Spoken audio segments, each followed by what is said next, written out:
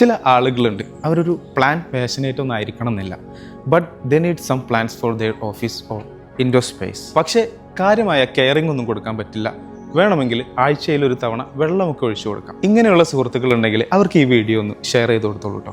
അവർക്ക് വേണ്ടിയിട്ടുള്ള 3 law maintenance ആയിട്ടുള്ള കിഡിലൻ പ്ലാന്റ്സ് ആണ് ഈ ഒരു വീഡിയോയിൽ ഞാൻ പരിചയപ്പെടുത്തുന്നത്.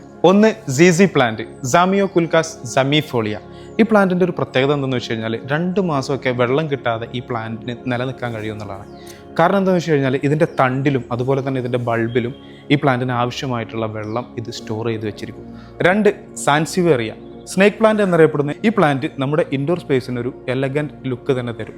ഈ ഒരു ഗ്ലോസി ഹേർഡ് ഷേപ്ഡ് ലീവ്സ് വരുന്ന പ്ലാന്റിന്റെ പേരാണ് ബേൾ മാക്സ്. വളരെ ലോ മെയിൻ്റനൻസ് ആയിട്ടുള്ള ഈ ഒരു പ്ലാന്റ് നമ്മുടെ ഇൻഡോർ സ്പേസിന് ഒരു ഗ്രീൻ ലഷ് തന്നെ ഓഫർ ചെയ്യും. സോ ഇതുപോലുള്ള പ്ലാന്റ് റിലേറ്റഡ് വീഡിയോസ് കാണാൻ നമ്മുടെ പേജസ് ഒന്ന് ഫോളോ ചെയ്തോളൂ കേട്ടോ. Thanks for watching.